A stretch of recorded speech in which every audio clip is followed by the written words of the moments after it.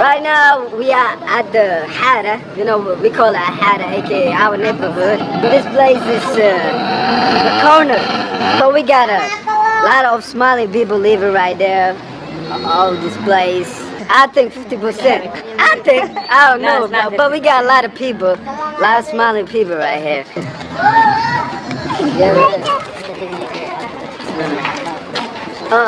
Ibka beledkey batada wadankey walaalayo ciday dhigay dhulkey dhulka adowgey abkeybkowgey ku dhammaada cumrigey ku dhama shabaabkey ka fogaaw agtay ama makhluuqaadkey naga so lidi soomaaliga wadankey wadidii ayaa tuha dunyaa asay mamaan